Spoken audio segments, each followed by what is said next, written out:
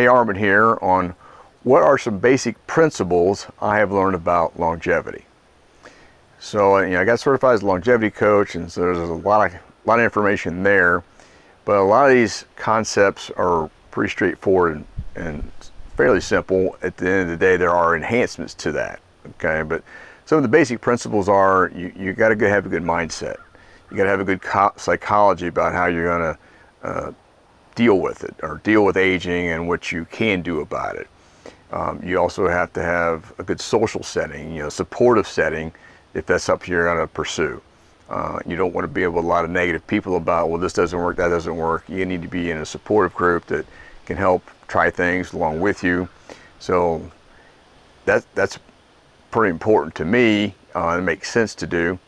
So the other principles would be, nutrition. You've got to be really good with your nutrition if you want to keep getting root cause issues from perking up. So, and what the science is showing, and it's pretty obvious, but stay away from processed food, stay away from sugar. Insulin is not going to help you if it's elevated all the time. It just creates more problems. And also the sugar and the carbohydrates, they actually make your mitochondria become dysfunctional, and it also causes the liver to have problems. So there's a lot of reasons why you got to be dialed in on your nutrition if you want to live longer and have less health issues. Because if your mitochondria get compromised, your liver gets compromised from eating the wrong foods, now you're going to start creating other medical problems. It's going to lead to all kinds of things. Insulin resistance, it can lead to cardiovascular disease, diabetes, and things like that. So nutrition is one of the main principles that you can attack and make some changes on. Then another principle will be supplementation. There's all kinds of quality supplements that can help get the body to work at a higher level.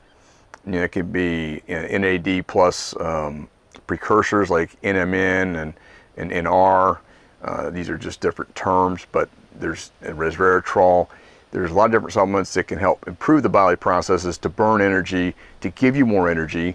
So that's another thing you kind of keep in mind. So that's another principle, will be supplementation.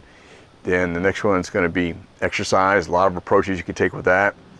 But first and foremost, you need to have some resistance training. Resistance training helps you maintain muscle tissue. It helps you to burn glucose. It helps you to keep your insulin sensitivity high. Again, a lot of benefits to that. And then there's different ways you can approach your resistance training. You can also do what's called HIIT training, high intensity interval training, and you can use resistance with that. Again, it's just another way to condition the body to make it perform at a higher level. But these things help your hormone levels. And hormones are the messengers that tell your body how to operate. So the more you can stabilize your hormone levels and keep them working at peak levels, the better for your health in general. So again, exercise is another critical element. Then after your exercise, you need to get recovery. So that's going to come with sleep. And so sleep is something you need to learn to incorporate the right way. And for me, it's got to be 8 hours or so. If I get 8 hours of sleep, I'm feeling pretty much bulletproof the next day.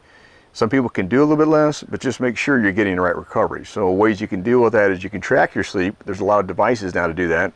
It could be your Apple Watch, it could be an Oura Ring, it could be a Garmin watch, whatever. But if you're tracking it, then you can learn how you're doing.